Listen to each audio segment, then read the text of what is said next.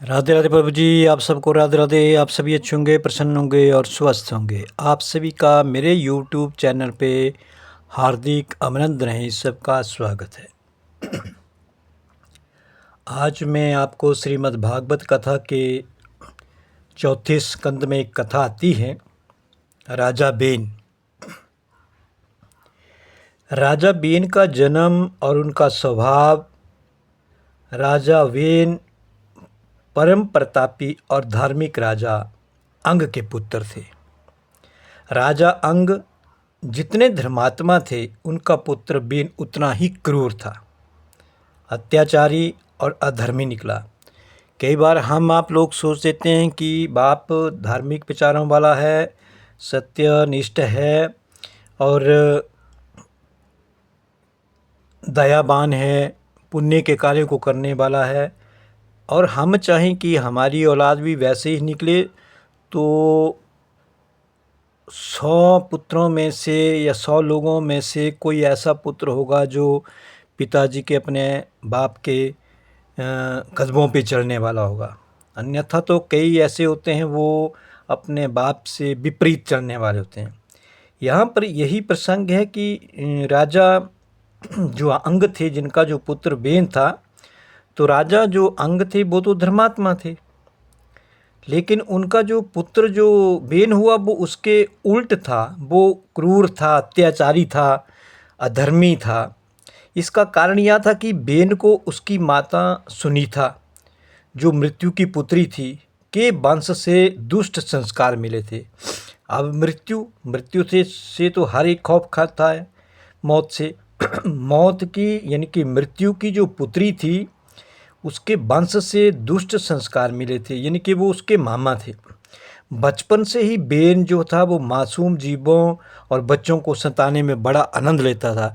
कई बार कई बच्चे ऐसे साथी होते हैं, छोटे मोटे, जो कीट पतंगे, ज़मीन के ऊपर रेंगने वाले जीव जंतु, उनको मारना, उनको तड़पाना, उनको बड़ा मज़ा आता है, दिल को उनको सुकून मिलता है। ऐसी ही आदत उस राजा बेन की भी थी। अब राजा अंग को वैराग्य हुआ। राजा अंग ने अपने पुत्र को सुधारने के बहुत से प्रयास किए। हर माँ बाप चाहता है कि उसका पुत्र, उसकी औलाद जो है वो अच्छे संस्कार पाए, अच्छे रास्ते पे चले, दयावान बने, धर्मात्मा बने, उसके भीतर अच्छे संस्कार हो। हर माता पिता चाहता है। और राजा जो अंग थे वो भी चाहते थे। राजा अंग चाहते थे अपने पुत्र को बहुत सुधारने की। उन्होंने बहुत कोशिश की, बहुत प्रयास किया, लेकिन बेन में कोई सुधार नहीं हुआ। पुत्र के पापों से दुखी और ग्लानि से भर करके राजा अंग जो था वो एक रात चुपचाप अपना राजपाट छोड़ करके वन चले गए और वैराग्य धारण कर लिया। देखो, जब औलाद अच्छी ना हो तो कई बार माता पिता को बहुत दुख होता है, उनको पीड़ा होती है कि हमारी, क्योंकि समाज में रहते हुए अगर कोई बाप अच्छे धार्मिक कार्य करने वाला, धार्मिक कर्म करने वाला हो, धर्मात्मा हो, पुण्य दान करने वाला हो, और उसकी औलाद अच्छी ना निकले तो लोग तो फिर बाप के ऊपर उंगली उठाते हैं। देखो, जो बाप कैसा धर्मात्मा था, अच्छे संस्कारों वाला था, धार्मिक प्रवृत्ति का था, और औलाद कैसी निकली। ये सब हमारे कर्मों का ही लेखा जोखा होता है प्रभु। अब नहीं बेटा सुधरा तो क्या किया। अब बेचारे बाप ने, उस अंग ने घर परिवार छोड़ दिया सारा और चला गया, और उन्होंने जाकर के वन में जाकर के वैराग्य को धारण कर लिया, राजपाट सब छोड़ करके। अब राजा बाप चला गया। अब तो जो बेटा बेन था वो तो फिर उसको तो आज़ादी हो गई। अब बेन जो था वो, बेन का राजा बनना और अत्याचार राजा अंग के अचानक चले जाने से राज्य में अराजकता फैलने लगी। अब देखो, जो बेटा वैसा था, बेन वैसा ही था। अब बाप चला गया, अब तो राजपाट सारा बेटे के हाथ में आ गया, बेन के हाथ में आ गया। अब बेन तो जो था वो अत्याचारी था, दुष्ट था। अब जैसे ही दुष्ट के हाथों में अगर राजपाट दे दिया जाएगा, फिर तो उस देश में, उस राज्य में, उस ज़िले में फिर तो उपद्रव होंगे। चोर डाकुओं का भय तो खत्म हो जाएगा, क्योंकि राजा ही खुद चोर होगा तो प्रजा तो वैसी होगी। तो राजा अंग के अचानक चले जाने के उपरांत क्या हुआ कि राज्य में अराजकता फैलने लगी। चोर डाकुओं के भय से ऋषियों और मंत्रियों ने विचार विमर्श करके बेन को राजा घोषित कर दिया। अब राजा तो बना दिया उसको क्योंकि राज्य का सिंहासन खाली नहीं छोड़ा जा सकता, और राजा भी अब उसी को बनाना था, क्योंकि राजपाट उन्हीं का था। अब राजा वैसे ही बना बेन। राजा बनते ही बेन का अहंकार जो था वो 7वें आसमान पर पहुंच गया। घमंड हो गया, अहंकार हो गया कि बिना बिठाए बैठे बिठाए उसको राजपाट मिल गया, जानता कुछ था नहीं। अब उसने पूरे राज्य में घोषणा करवा दी राजगद्दी के ऊपर बैठते ही, कोई भी व्यक्ति यज्ञ दान या हवन नहीं करेगा। देखो सबसे पहले ये काम किया उसने। आज भी कुछ राजा महाराजा मंत्री मुख्यमंत्री कुछ ऐसे भी होते हैं जिनको केवल अपने तक सीमित है, मेरा नाम ऊंचा हो, मेरे नाम की ही जय जयकार हो, बाकी प्रजा जाए भाड़ में, राज्य जाए भाड़ में, ये हमें उससे क्या लेना देना है। अब वैसे ही उस राजा बेन ने भी किया, अहंकार सातवें आसमान पर आ गया, पहुंच गया। उसने पूरे राज्य में घोषणा करवा दी, कोई भी व्यक्ति यज्ञ दान हवन नहीं करेगा। इस पृथ्वी पर राजा ही सबसे बड़ा भगवान है, इसलिए सभी तरह की जो पूजा होगी, जो आहुतियाँ होंगी, हवन होगा, जो भी कुछ होगा धार्मिक कार्य, वो केवल मुझे ही अर्पित किया जाए, मेरा नाम लेकर के आहुतियाँ डाली जाएं। ये राजा ने आदेश कर दिया पूरी प्रजा को। अब बेन ने ब्राह्मणों का अपमान करना शुरू कर दिया। अब जिस देश में, जिस राज्य में, जिस ज़िले में, जिस कस्बे में ब्राह्मणों के ऊपर अगर अत्याचार होना शुरू हो जाए तो समझ लेना उस देश को कोई नहीं बचा सकता, उस राजा को कोई नहीं बचा सकता।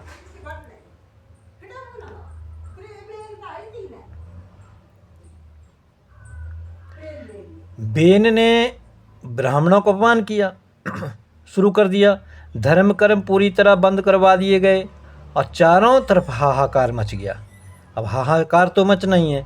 अब ऋषियों का क्रोध और बेन का वध, अब ऋषियों का भी क्रोध हो गया, ब्राह्मणों का भी क्रोध जागृत होने लगा। जब ब्राह्मण ऋषि क्रोध करेंगे फिर तो सब कुछ तहस नहस हो जाएगा।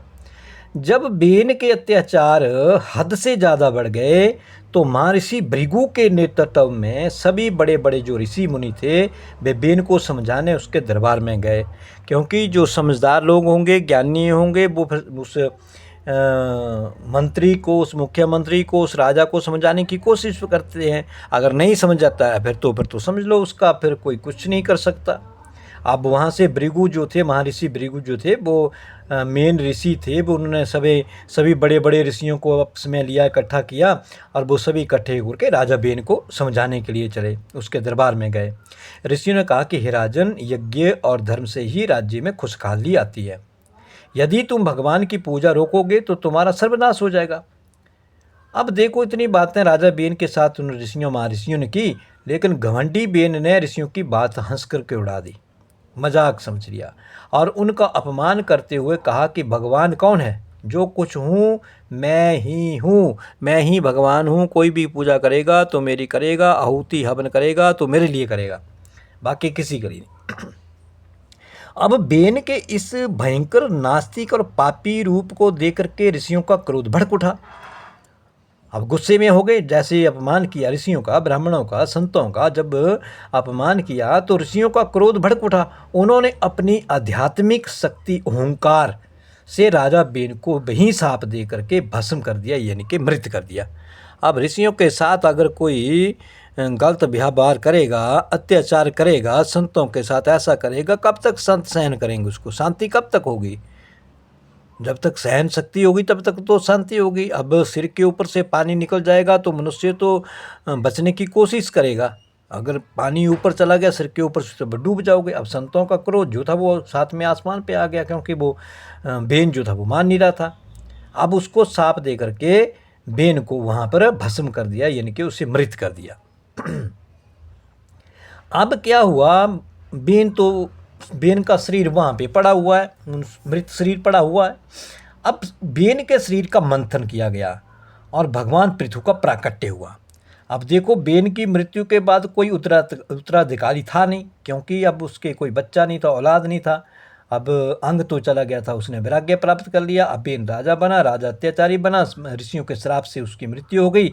अब उसके शरीर को मृत्यु के बाद कोई उत्तराधिकारी नहीं था, जिससे राज्य में फिर से अराजकता फैलने लगी। अब जिस देश का कोई मंत्री नहीं होगा, मुख्यमंत्री नहीं होगा, प्रधानमंत्री नहीं होगा, राष्ट्रपति नहीं होगा, तो उस देश के भीतर जो अराजकता तो फैलेगी, उसमें चोर बढ़ जाएंगे, डाकू बढ़ जाएंगे, एक दूसरे की लूट घसूट पड़ जाएगी, जो ताकतवर होगा वही सब कुछ हो जाएगा।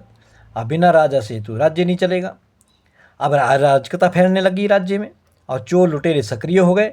तब ऋषियों ने राज्य की रक्षा के लिए राजा बेन के मृत शरीर का मंथन करना शुरू कर दिया। मंथन होता है जिस तरह हम दही को मथते हैं ना, उसी तरह उसके शरीर का मंथन किया गया। बेन के शरीर का मंथन करने का निर्णय गया।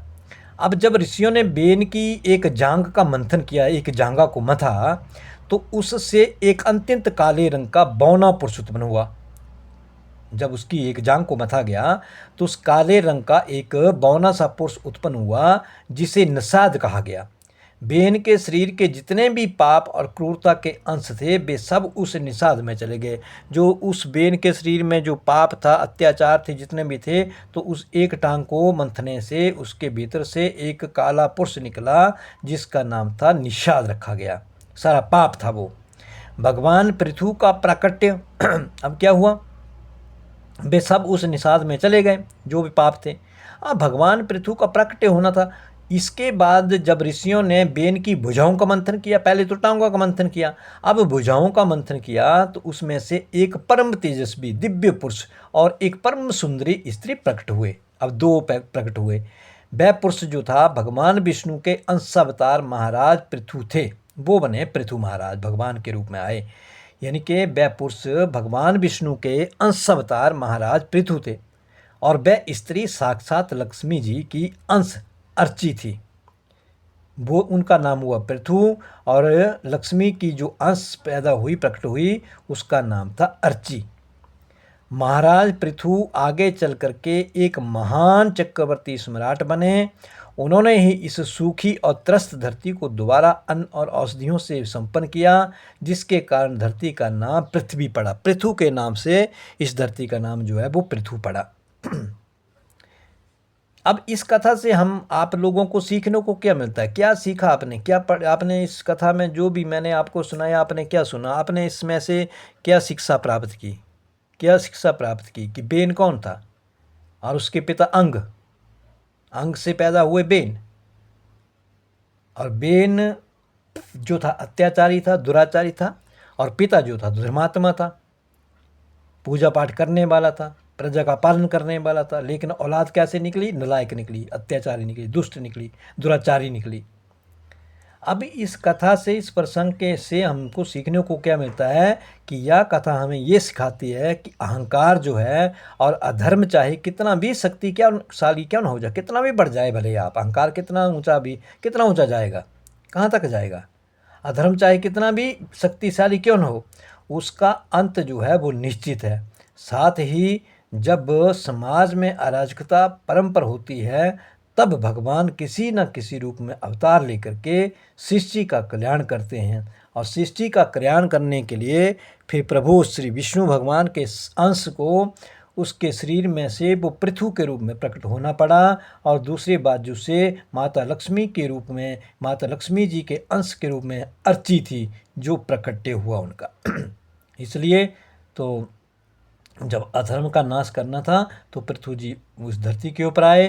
धरती में से उन्होंने बहुत से अन्न, औषधियाँ, बूटियाँ, बहुत कुछ उन्होंने निकाला, और उसका दोहन किया धरती का। और देखो इस धरती का नाम फिर पृथु के नाम से अब उसका नाम जो था धरती का पृथ्वी पड़ा। तो हमें भी चाहिए, अत्याचार या दुराचारी या दुष्ट होना ये तो अहंकार है, ये तो पाप है। एक दिन हम आप लोग नष्ट हो जाएंगे उस बेन की तरह। इसलिए जितना भी हो सके अच्छा कर्म करने की कोशिश करें, बेहतर करने की कोशिश करें। जिस रास्ते पे हमारे माता पिता चले हैं, धार्मिक विचारों वाले हैं, दान पुण्य करने वाले माता पिता हैं, तो औलाद को भी वैसा ही होना चाहिए। ये ज़रूरी नहीं है औलाद बेकार उल्टी भी हो जाती है, दुराचारी भी हो जाती है, अत्याचार करने वाली भी हो जाती है। इसलिए बच्चों को अच्छे संस्कार देने की कोशिश करें, उनको सिर के ऊपर ना बैठाएं, जिससे वो कल को आपका ही गर्दन काट दें, जिसके सिर के ऊपर बैठे हैं उसी को काट दें। इसलिए हमेशा अच्छे संस्कार अपने बच्चों को दें। हम और ख़ुद भी माता पिता अच्छा करेंगे तो औलाद भी अच्छा सीखेगी, सब कुछ और आगे तक बढ़ते जाएगा, और अधर्म का नाश होगा और धर्म की जय होगी, और झूठ का नाश होगा और सत्य की जीत होगी। तो ये था छोटा सा प्रसंग राजा बेन के ऊपर। ये कैसा लगा अवश्य इसको लाइक भी करें और मेरे चैनल को सब्सक्राइब करें। सबको राधे राधे।